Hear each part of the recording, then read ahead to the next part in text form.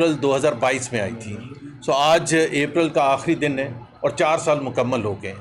اور 4 سال بہت ایک عرصہ ہوتا ہے جس میں آپ کسی بھی حکومت سے ایکسپیکٹ کرتے ہیں کہ وہ معیشت کے حوالے سے وہ ٹرن اراؤنڈ کرے، جو وعدے جو وہ کہہ کے آئی تھی اس کو پورا کرے. ہمارے یہاں افسوس سے کہنا پڑتا ہے کہ ہمارے منسٹرز آج بھی آ کے بات کرتے ہیں، تو وہ جب بات کرتے ہیں تو وہ کہتے ہیں کہ ہم یہ کریں گے. 70 سال کا غبار تو نہیں ہم ایک ساتھ ٹھیک کر سکتے. پہلی بات تو یہ 4 سال آپ کو ہو چکے ہیں اور اس سے پہلے بھی آپ کے بہت ادوار آ چکے ہیں. علی پرویز صاحب بار بار ایک آج کل کہتے ہیں کہ جی چاہے جو بھی ان سے سوال ہوتا ہے وہ کہتے ہیں 70 سال. ایک تو یہ ایکسیپٹنس آف فیلئر ہے کہ ابھی تک آپ نے کچھ نہیں کیا. ہم نے کیا یہ کہ ایک سارٹ آف وائٹ پیپر بنایا ہے اور اس میں ہم نے 10 نکات کہ ڈیوسٹیشن کیسے معیشت کے 10 شعبوں میں، ویسے تو اور بھی ہیں لیکن 10 مین شعبوں میں معیشت کے حوالے سے کیسے تباہی کی گئی.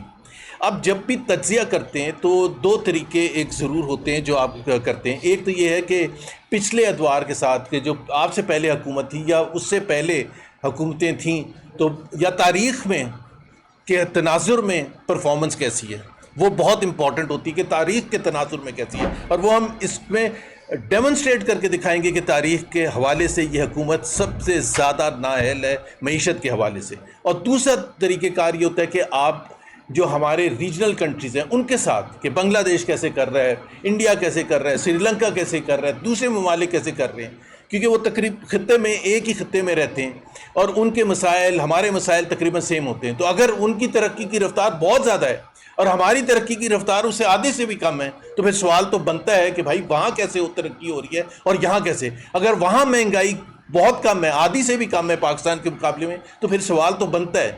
تو ہم نے یہ 10 نکات جو کیے ہیں جس میں ظاہر سی بات ہے جو سب سے نچوڑ جس کو آپ کہتے ہیں اگر معیشت کو دیکھنا ہے آپ نے ایک 1 پوائنٹ ایجنڈے پر 1 انڈیکیٹر پر وہ جی ڈی پی ہوتی ہے کہ آپ کی گروتھ جو ہے وہ کیسی رہی ہے. 4 سال کا جو ایوریج ہے وہ ہم نے ایک نکالا ہے. یہ بہت سی باتیں پہلے ہم کر چکے ہیں لیکن اس کو دہرانے کی اس لیے ضرورت ہے اور ایک سمرائز کر کے دہرانے کی ضرورت یہ ہے کہ یاد دلانے کے لیے 4 سال آپ کے مکمل ہو گئے اور کتنے برے طریقے سے یہ حکومت ناکام ہوئی ہے. جی ڈی پی گروتھ جو ہے یہ 4 سال جو ہے ہم نے ایک ایسٹیمیٹ لگایا ہے جو حکومت ہی کہہ رہی ہے 3% شاید گروتھ ہوگی اس سال، اس کو لے کے یہ 4 سال جو ہیں ورسٹ ایور ایوریج جی ڈی پی ہے پاکستان کی تاریخ میں، پاکستان کی تاریخ میں. اور ہر حکومت جو آتی ہے اس میں کچھ مشکلات آتی ہیں. اب ان کے لیے یہ کہتے ہیں کہ جی وار آ گئی، وار تو ابھی آئی ہے 28 فروری کو شروع ہوئی تھی، اس سے پہلے تو بالکل حالات ٹھیک تھے. Worst ever.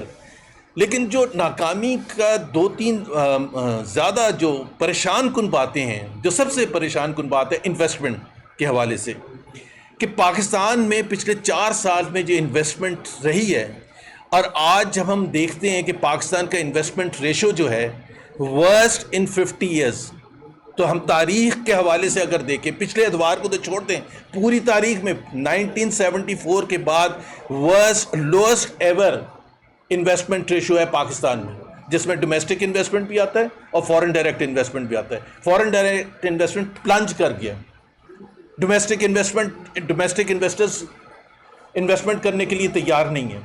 جب انویسٹمنٹ ہی نہیں ہوگا تو روزگار کیسے پیدا ہوگا، ٹیکسز زیادہ کیسے آئیں گے، ایکسپورٹ کیسے بڑھے گی، ایک آپ کو ایک ایسا حوصلہ کیسے ملے گا کہ پاکستان میں اگر ترقی کی رفتار ہونی ہے آئندہ چند سالوں میں تو اس کی انویسٹمنٹ آج ہونی چاہیے. پچھلے 4 سال کا اگر ہم پیریڈ اٹھا کے دیکھیں تو انویسٹمنٹ بالکل ہی بیٹھ گیا ہے.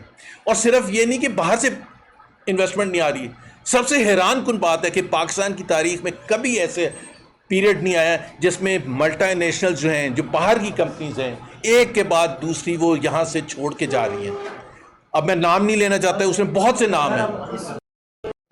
تو وہ بار بار ہر 2 ہفتے 3 ہفتے 1 مہینے کے بعد ایک بڑی میجر ملٹی نیشنل جو 50 سال سے پاکستان میں آپریٹ کر رہی تھی، جو بنگلہ دیش میں بھی آپریٹ ابھی جاری ہے، ان کا آپریشنز انڈیا میں بھی جاری ہے، سری لنکا میں بھی جاری ہے اور پاکستان سے جا رہے ہیں.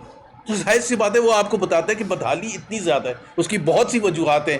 اور یہ باوجود اس کے ہے کہ ہم نے دیکھا وزیر اعظم صاحب اپریل 2022 سے لے کے اب تک انہوں نے 100 سے زیادہ دورے کیے ہوں گے اور ان دوروں میں انہوں نے شروع میں اپنا آبجیکٹو بتایا ہے کہ ہم کسی سے بھیک نہیں مانگنے جا رہے, ہم کشکول لے کے نہیں جا رہے ہیں, لیکن 4 سال کے بعد ہم دیکھتے ہیں کہ کشکول ہی پکڑا ہوا ہے. اور وہ ایک ون آف دا یہ جو ایک انڈیکیٹر ہے جو ہم پبلک ڈیٹ کے حوالے سے, قرضوں کے حوالے سے جس کا ذکر کیا ہے, 44 ٹریلین روپیز تھا اپریل 2022 میں جب پی ٹی آئی کی حکومت گئی ہے. 44 ٹریلین روپیز ٹوٹل قرضے, جس میں باہر کے بھی شامل ہیں اور پاکستان بھی شامل ہیں. آج کتنے؟ 81 ٹریلین روپے. 81 ٹریلین روپے.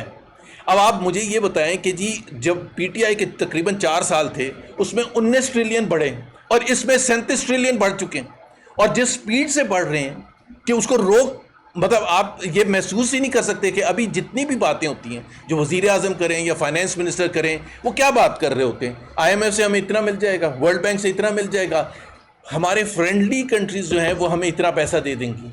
وہ سارا سہارا ہے آپ کو معیشت کو آگے لے کے جانے کا. جو لاسٹ میں ہم نے فارن ایکسچینج ریزروز کا ذکر کیا ہے, اب اس میں اگر آپ دیکھیں فارن ایکسچینج ریزروز میں دیکھیں کہ $16 بلین اس وقت ہمارے تقریباً پچھلے مہینے کے اینڈ تک تھے, جس میں اس وقت تک یو اے ای کے بھی تھے $3.5 بلین. اس 16 میں سے $12.5 بلین فرینڈلی کنٹریز کے, جس کو تو میں یہ کہتا ہوں کہ اس کو ہم ریزروز اپنے کہتے کیوں ہیں. اگر میں آپ میں سے کوئی میرے اکاؤنٹ میں پیسے جمع کر دے تو میں اس کو کیا اپنے پیسے کہوں گا؟ تو وہ تو $12.5 بلین آپ کے ہیں ہی نہیں.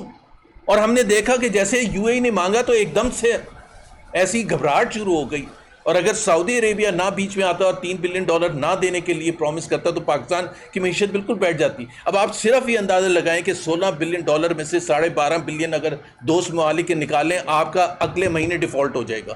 یہ ہے آپ کی اکانومی کی سچویشن. لیکن جو 2-3 اور جو انڈیکیٹرز ہیں جو بڑے اہم ہیں, ایک تو ایکسپورٹس, مطلب 2022 کے مقابلے میں اگر آج ہم دیکھیں کہ آپ کی ایکسپورٹس کم ہیں. پھر آپ جب موازنہ کرتے ہیں کہ بنگلہ دیش کی کتنی ایکسپورٹس ہیں, انڈیا کی کتنی ایکسپورٹس ہیں, تو آپ کہتے ہیں پاکستان کی ایکسپورٹس کیوں یہاں پھنسی ہوئی, اسٹیگننٹ ہیں تقریباً $30 بلین پر.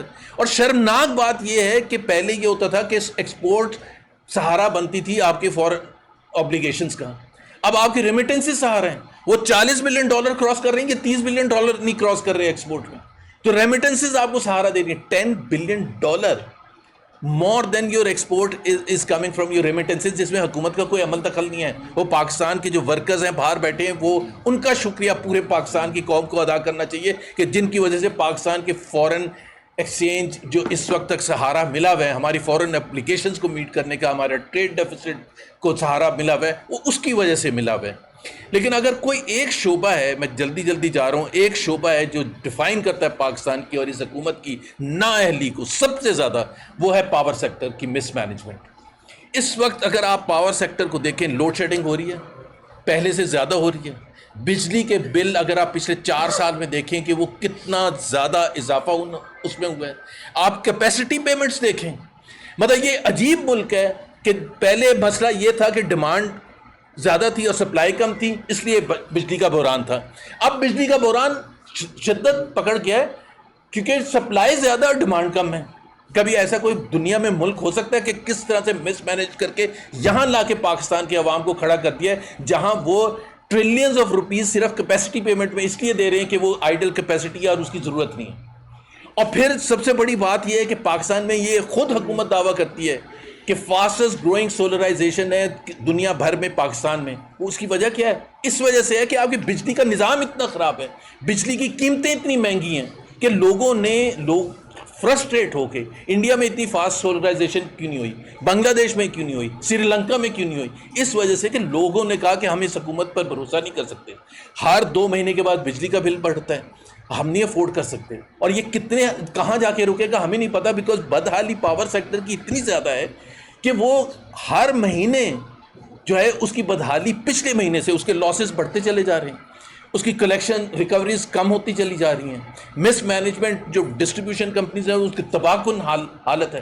تو اب ظاہر سی بات ہے, آپ یہ بتائیں کہ ابھی اگر آپ آئیڈل کیپیسٹی میں اس طرح سے پے کرتے رہیں گے اور اس کی رسپانسبلٹی کس کی ہے, تو ہم یہاں اس فورم سے یہ نہیں ڈیمانڈ کرتے کہ آپ اس کو ٹھیک کریں, ٹھیک تو آپ کا کرنے کا فرض ہے لیکن ہمیں امید نہیں ہے آپ سے, لیکن جن کی وجہ سے پاکستان یہاں کھڑا ہوا ہے, جن کی وجہ سے ٹریلینز آف روپیز کا لاسز ہو رہا ہے اور عوام کی جیبوں سے جا رہا ہے, اس کے کون ازالہ کرے گا؟ اس پر کوئی انویسٹیگیشن ہونی چاہیے. اس پر کوئی جو لوگ ہیں جنہوں نے وہ فیصلے کیے تھے, اور وہی لوگ آج بیٹھے ہوئے فیصلہ کرنے کے لیے 13 اور 18 کے درمیان, جی 13 اور 18 کے درمیان, اور وہی لوگ, وہی حکومت آج بیٹھی ہوئی ہے فیصلہ کرنے کے لیے. تو مجھے تو کوئی امید نہیں ہے کہ یہ وہ فیصلہ کرے گے جو پاکستان کے عوام کے فیوچر کے لیے اچھا ہوگا. تو ہمیں کیا پتا وہ جو آج فیصلے کر رہے ہیں وہ اس سے بھی زیادہ تباہ کن ہوں, اور اس کی رسپانسبلٹی کون لیتا ہے؟ علی پرویز کا یہ صرف آ کے کہہ دینا کہ جی ہم اب ٹھیک کر رہے ہیں. بھائی کس چیز کو ٹھیک کر رہے ہیں؟ اس چیز کو جو آپ کی پارٹی نے کریٹ کیے تھے. تو یہ اس کا میرا خیال ہے کہ اس کا اس طرح سے ازالہ نہیں ہو سکتا کہ جی آپ بڑے آرام سے آ کے کہیں کہ جی ہم 70 سال کا غبار اتاریں. نہیں, بالکل آپ کریں, لیکن سب سے زیادہ اہم چیز ہے یہ کیوں پاکستان یہاں پہنچا ہے, اور ہر مہینہ پچھلے مہینے کے مقابلے میں زیادہ خراب ہوتا ہے. اور اب سب سے بڑا مسئلہ یہ ہے کہ اب گرمیاں آ رہی ہیں, لوڈ شیڈنگ بڑھتی چلی جا رہی ہے. مطلب یہ کوئی ملک ایسا کوئی دنیا میں سنا ہے کہ جہاں سپلائی زیادہ اور ڈیمانڈ کم ہو اور لوڈ شیڈنگ اتنی ہو رہی ہو. پھر ہم آتے ہیں یہ taxes per. Again the question is, پورے خطے میں سب سے زیادہ ہائیسٹ ریٹس آف ٹیکسز کہاں ہیں؟ پاکستان میں. کیوں؟ بنگلہ دیش میں کیوں نہیں ہے؟ انڈیا میں کیوں نہیں ہے؟ سری لنکا میں کیوں نہیں ہے؟ نیپال میں کیوں نہیں ہے؟ One of the highest in the world. Middle class کو آپ نے مارا ہوا ہے, پتہ نہیں کیا کیا, تقریباً سیلریڈ کلاس کا ڈبل سے زیادہ ہوا ہے اس سال ٹیکس کلیکشن, تقریباً 300 بلین سے 600 بلین کے قریب, ڈبل سے زیادہ آپ نے کر دیا سیلریڈ کلاس کا. اور جو ماسز ہیں ان کو انڈائریکٹ ٹیکسز میں آپ نے پیس کے رکھ دیا, اور پھر جو اوپر والا طبقہ ہے اس کو سپر ٹیکسز میں مار دیا, اور ٹیکس ریٹ اتنا ہائی ہے. اور پھر اگر کچھ نہیں بچا, اگر اے پی آئی پھر بھی فیل ہو گیا, جو کہ فیل ہو گیا ہے, 800 بلین شارٹ فال ہے against the original target of 14.1 trillion. Revise target سے بھی 610 بلین روپیز شارٹ فال ہے. ہو از ریسپانسبل؟ وہ شارٹ فال پورا کرنے کے لیے آپ بڑے آرام سے عوام کے پاس جاتے ہیں اور یہ کہتے ہیں کہ انٹرنیشنل آئل پرائسز بڑھ گئی ہیں, نام لیتے ہیں انٹرنیشنل آئل پرائسز کا, اور ساتھ جوڑ دیتے ہیں پیٹرولیم لیوی کو. اس کا کیا relationship? There is no relationship between the two. Petroleum levy بالکل ایک مختلف چیز ہے, اور وہ آپ اس لیے کر رہے ہیں, وہ آپ اوریجنل ٹارگیٹ سے بھی اوپر جا رہے ہیں. وزیر اعظم صاحب آ کے کہتے ہیں 24 گھنٹے کے بعد, after the announcement of 80 rupees increase of petroleum levy, اپنے منسٹرز نے آ کے کی, 24 گھنٹے بعد آپ کے کہتے ہیں میں فل فور واپس لے رہا ہوں. آپ نے فل فور واپس لیا, ابھی 4 دن پہلے پھر 27 روپے انکریز کر دیے. So when were you right? How do we trust you? کہ آپ کا وہ والا فیصلہ صحیح تھا جب آپ واپس لے رہے تھے, یا وہ فیصلہ صحیح تھا جب منسٹرز نے آ کے لگایا تھا پیٹرولیم لیوی, یا وہ فیصلہ صحیح ہے جو ابھی آپ دوبارہ, اور پھر انڈیکیشن بھی دے دیا علی پرویز صاحب نے کہ اب یہ جمعے کو آ کے اناؤنسمنٹ کرے گے. جمعے کے جمعے اس لیے اناؤنسمنٹ کا کہا گیا تھا کہ انٹرنیشنل آئل پرائسز بہت تیزی سے چینج ہو رہی تھی, تو آپ نے کہا ہم 2 ہفتے ویٹ نہیں کر سکتے. تو آپ پیٹرولیم لیوی کے لیے کیوں آتے ہیں ہر ہفتے؟ آئی مین از دیر اے سینس ٹو دس؟ اور 3 جو سب سے زیادہ امپورٹنٹ عوام کے حوالے سے ہیں, میں جلدی اس کا ذکر کرنا چاہوں گا. ایک تو آپ کی غربت کی لکیر سے نیچے جتنے لوگ ہیں, حکومت کے اپنے اعداد و شمار کے حساب سے 29% پاکستان میں اس وقت لوگ ہیں جو پاورٹی لائن سے لکھ, حکومت کے اپنے. انڈیپینڈنٹ اکانومسٹ ورلڈ بینک کہتا ہے 45%. اگین دا کوشچن, چلے حکومت کی بات مان لیتے ہیں, why is it the most highest in the entire region? Bangladesh کو دیکھ لیں, سری لنکا کو دیکھ لیں, نیپال کو دیکھ لیں, انڈیا کو دیکھ لیں. Why people below the poverty line more compared to India, Bangladesh, Cambodia, Vietnam and others. دوسرا آپ کا unemployment. Again unemployment پاکستان کی حکومت کے اعداد و شمار کے حساب سے 7.1% ہے, again the highest in the region. اور جو انڈیپینڈنٹ اکانومسٹ ہیں وہ کہتے ہیں 22 سے 24% ہے. چلے ہم حکومت کی بات مان لیتے ہیں, حکومت کی سے ہی سوال پوچھیں, پاکستان میں انمپلائمنٹ سب, اگر آپ کہتے ہیں کہ جی ہم نے معیشت کو بڑا زبردست کر دیا, تو پھر unemployment highest in the region کیوں ہے؟ I mean this is a fundamental question. Policy rate Pakistan میں 11.5%, باقی کون سی کنٹری ہے جس میں 11.5% ہے؟ سو دس از اے فنڈامنٹل کوشچن. انفلیشن آپ دیکھیں پچھلے 4 سال کا اگر آپ دیکھیں کہ اتنی زیادہ مہنگائی کی گئی ہے, اتنی زیادہ کہ جو 2022 میں جو چیزیں اشیاء آپ پوری ملا کے اگر آپ 18,000 روپے میں گزارا کرتے تھے آج آپ کو 50,000 چاہیے. 60 سے 65% آپ کی پرچیزنگ پاور ایروڈ ہو چکی ہے بیکاز آف دی انفلیشن. اور وہ انفلیشن کا وہ جو انفلیکٹ کیا تھا پین 2022 2023 2024 میں, اس میں اگر مستحکم ہوئی ہے وہ پرائسز اس وجہ سے نہیں ہوئی ہے کہ حکومت نے کوئی بڑے زبردست کارنامے انجام دیے. وہ ڈیمانڈ کمپریشن ہے, ظاہر ہے ایک آپ قیمت کو اتنا آگے تک لے کے چلے جائیں گے عوام کی قوت خرید سے باہر ہو جاتا ہے. تو اس وجہ سے وہ آپ کی ڈیمانڈ اگر واپس وہیں آ جائے تو آپ کی پھر پرائسز, اور ابھی بھی جو آپ کا سینسٹیو پرائس انڈیکس ہے وہ 13.9% پر پہنچ چکا ہے which is again the highest in the last 2 years. اور اسی رفتار سے اگر چلتا رہا تو ظاہر سے لوگوں کی زندگیاں بہت خراب ہوں گی. Thank you very much. میں ایک